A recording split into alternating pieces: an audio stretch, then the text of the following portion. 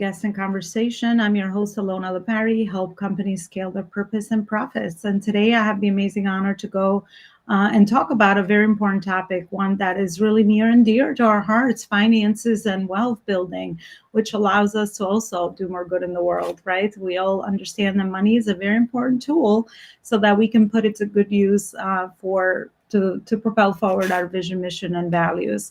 I have the amazing honor to have Angela Duncan today, who is the founder of Empower Her Money and is on a mission to teach women CEOs how to control their finances. She's also a serial entrepreneur, so she understands this journey for sure, best-selling author and speaker. Angela, thank you so much for coming on. I want to thank you ahead of time for your time today and also your amazing experience and expertise that you share with us. Thank you very much for having me today. It is such a pleasure to have you. So let's maybe start with some of the challenges that women entrepreneurs face when it comes to their finances. What have you seen in your work? Yeah, so whether you're a startup company or a serial entrepreneur, a lot of times women like to tell themselves that they don't need money, right? They're not in business for money. They're in business to have impact or help other people. But really, we have to understand that this money, this tool, is really something that they can use to help make bigger impacts. And I think that's a big block for a lot of women, is because they think they don't want to make money, but they forget the importance and the impact they can have as they create more income in their business. Mhm. And why do you think that is? I always like to go deeper into certain things that hold us back as, society as a whole. So why do you think, most women, that's the exact thing that you have also found? Probably personally, I can identify with a lot of what you said, but also women in general. Yeah, I think money is kind of a scary thing. We're also very heart-centered.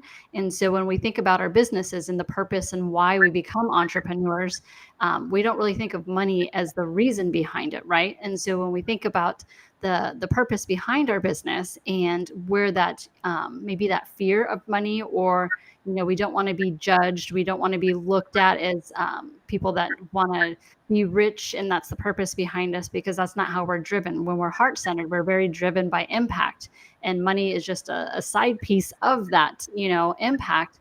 But understanding that we have to disassociate that feeling, that either that fear or that judgment feeling, away from money, and understanding how much good it really can do and how much we can further impact people when we can create that abundance through our businesses and either give back, or hire people and give them jobs. There's so many great things you can do with money, but it has to start with you as the CEO first to be able to create that income for that impact.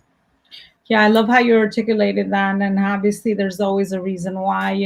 We have certain challenges when it comes to maybe kind of unraveling some of the deeper work. But it's funny how you just sparked the conversation that I have with a family acquaintance, and he's like, "Yeah, women focus so much on obviously the nurturing part because it's so natural for us in the human relationship," and he's like, "I just focus on the money." I'm like, wow, we have like such a two different worlds that we operate under. And he just made me think, obviously, anything on the extreme, harmonizing this is why we're having this conversation is good.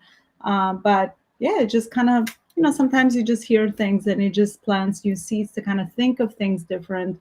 And everybody can then obviously take it with a grain of salt and, come up with their own mindset beliefs or beliefs of things that they believe in. But yeah, that was just like something that came up as you were saying that. I think that was really important as well. But back to kind of what you mentioned. So let's go into now maybe some of the unique ways that you help others to take control of their finances, specifically women CEOs.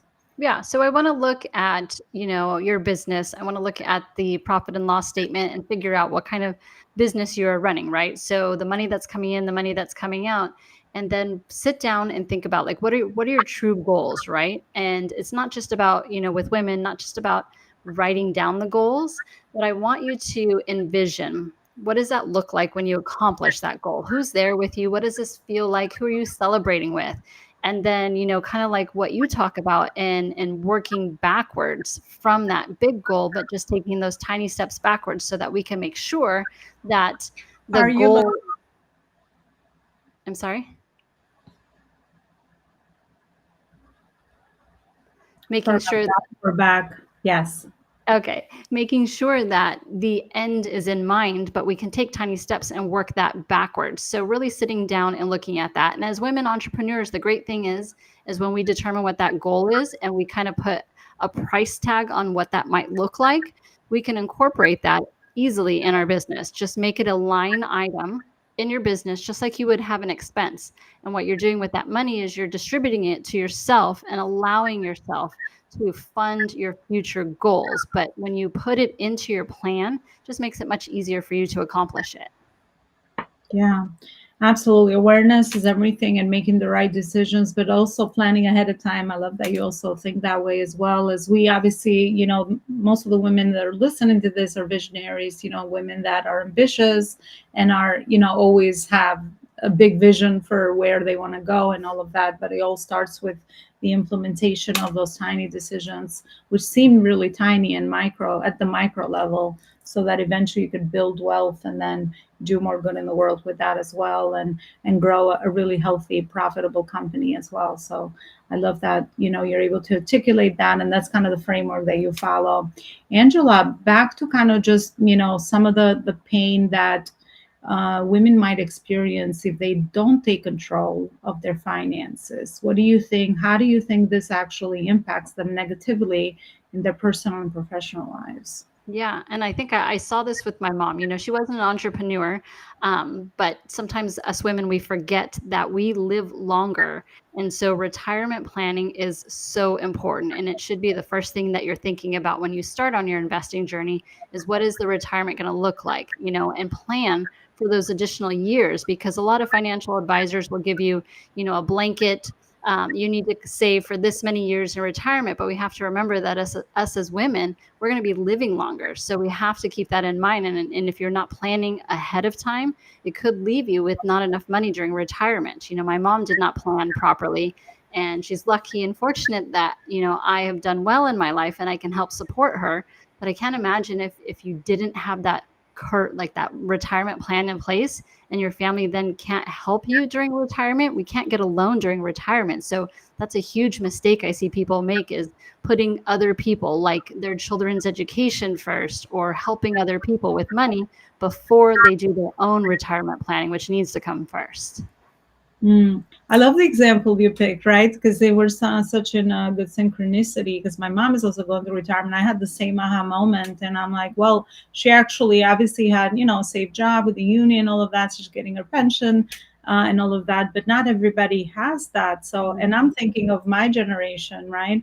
And that's not going to be available. So, how are we planning ahead so that when it comes to that time, even though I think that's also changing traditionally, you never want to retire from work you love to do in your life, and we're obviously living and working in a different environment from where our parents operated in. But yeah, it's always like smart decisions along the way to get you to wherever is it that you like to go. So I think that's really important as well. Angela, I love to get behind your purpose a little bit. Can you share some of the most meaningful moments that led you here, so we can get a better perspective around why is this actually important to you to help empower women to take control of their finances, and empower them with the one of the not the most important areas, but I mean, we live in a material world, so it is an important area of wealth building and money empowerment, so to speak.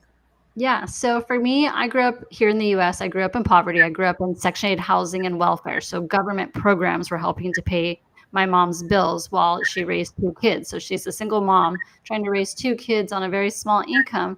And, I remember as a kid just thinking and looking at other children and wondering, why did they live in a bigger house? Why did they go on vacations? And why are they not getting free lunches at school?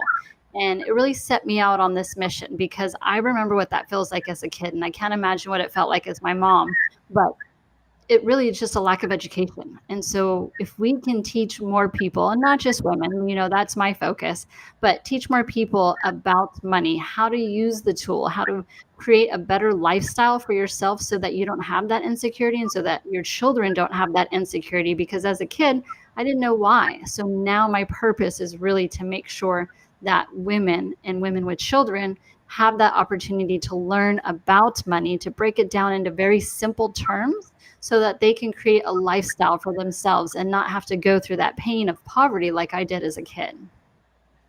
Yeah, absolutely. Well, another example of, talking about pain, turning that into purpose, right? And yeah, I mean, it's always, everything happens for a reason, and the fact that you've seen that, and much like also similar experience for me, where I saw the money was an important tool, and working through some of those mindset blocks and challenges, to really, allow myself that I deserve, the monetary compensation based on the value add that I add to other people, marketplace, society, and so on and so forth. Let's maybe end with some of the mindset shifts that you've had based on your work and the transformation that you're able to provide for your clients. What are maybe three of the biggest mindset shifts going from here, going to here, that have created the biggest impact for women to empower themselves in this area? Yeah. So the first one is growing up in poverty. Most of us that go through that have a scarcity mindset. That's not, uncommon for people to experience. But you have to understand and recognize that with yourself, because then when you're hearing that negative thought, or you're feeling, women, we feel it. So if you're feeling like you're scared and you don't want to move forward, just give yourself some grace and understand that that's going to happen, and you have to learn how to create a new habit, a new skill to change that mindset. The mind is a muscle, and so we just need to be able to work on that. So that's number one. Number two, I love starting my day in gratitude. And I really think that helps me focus on positivity and my purpose, and understanding what it is that I'm here to do, right? My mission and my purpose in life is to learn about money forever. I will never stop learning so that I can teach other people. But I start my day without my phone. I use a journal and I'm writing down what I'm grateful for. And it could be simple things, just like the sun is shining, or I'm grateful I have dogs, but think about what's around you and who's around you and what you can be grateful for. And then my third thing is, when I'm feeling down and when I'm kind of feeling stuck, or those negative thoughts I'm having trouble shifting away from, I pick up the phone and I call people. How can I help you today? What do you need help with in your business? And maybe I can make a connection. Maybe I can give you some advice. But the more that I can give back to people, I find more people give back as well. And that really is just a huge impact we can have on our societies if we just kind of take a step back, think about what we're grateful for, and then how can I help other people, because then they get in relationship with you, and perhaps they know someone that can use your services for your business. And if they're in a situation, they're going to think about you, and they're going to remember that feeling you gave to them when you just called them and said, I can help you. How do you need help? Just reaching out and giving that helping hand to someone else just goes such a long way, and that feeling will come back to you, and then you feel great about it. So I want to live my life in gratitude. I want to live my life by impacting others and giving back. And that feeling is just so incredible. And if we can share that with other people, imagine like the worlds we can change just by that simple little steps.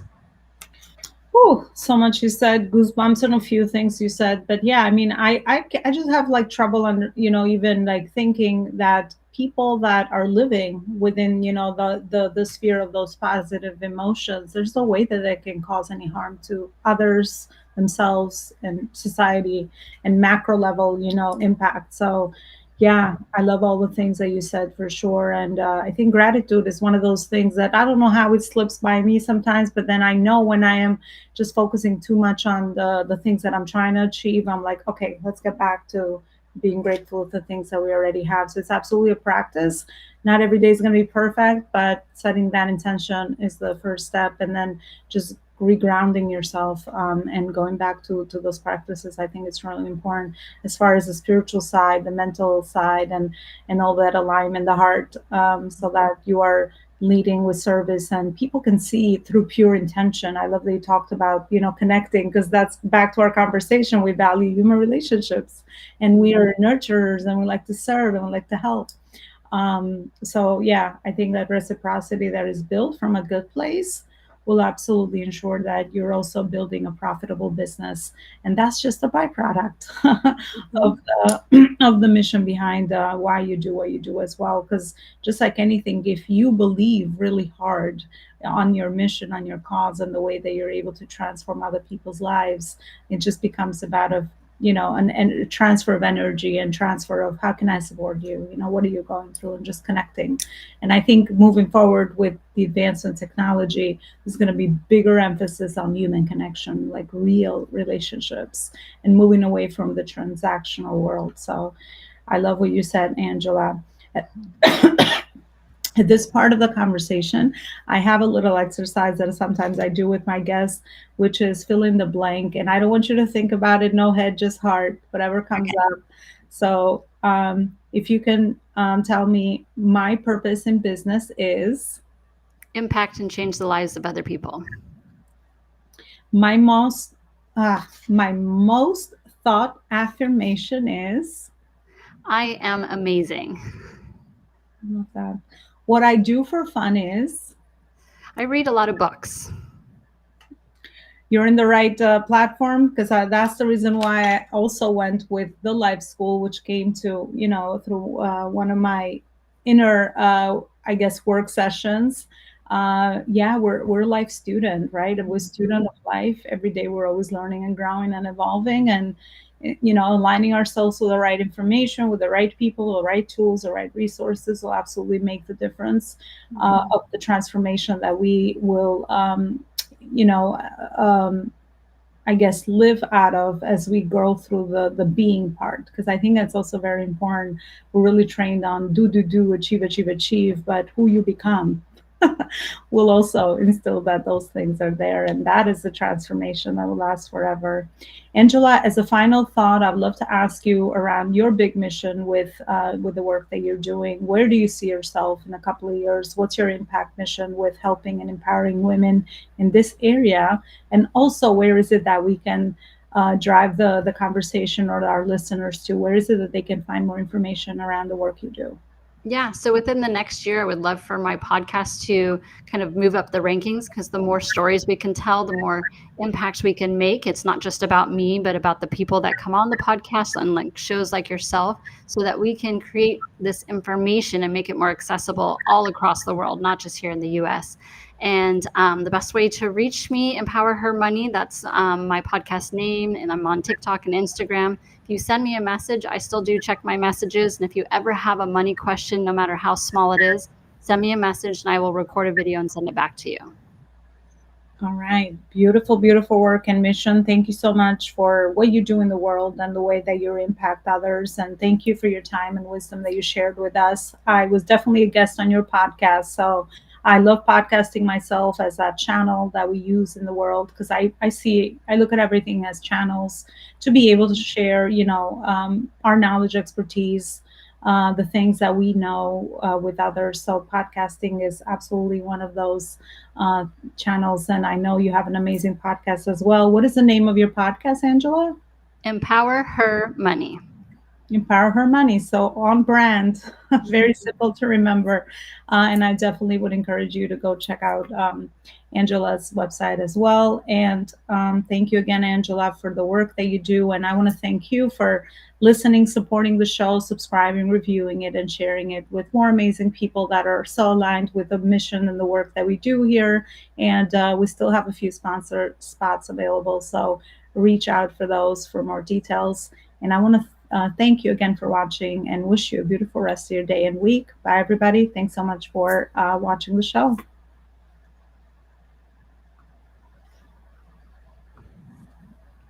Are you experiencing these two main gaps in your company and your business? Inconsistent cash flow and clients, and also scalability issues. Maybe you've reached your maximum capacity with your current business model and the way that you're operating your business now, and you are really experiencing burnout and no time freedom in your business.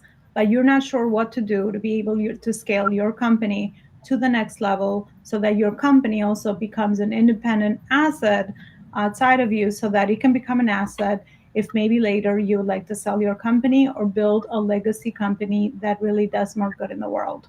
For my dear podcast listeners, I'm offering a free 30-minute discovery call where I will intentively listen to what is it that you've built in your company thus far, and then offer my insight around some of the gaps that I can hear from the main gaps that we talked about at the beginning of this conversation that you might be experiencing. And I would love to offer some insight around my experience on what might some of those gaps be and ways to further support you in the future of the scaling of your purpose and profit, so that absolutely you can do more good in the world and your company can be independent of its founder and owner and become an asset that also creates amazing momentum out there in the world.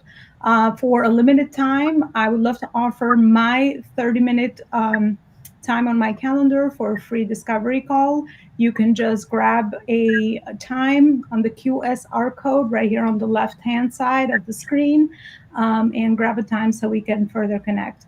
Again, thank you so much for being loyal listeners to the podcast and also for always supporting the show.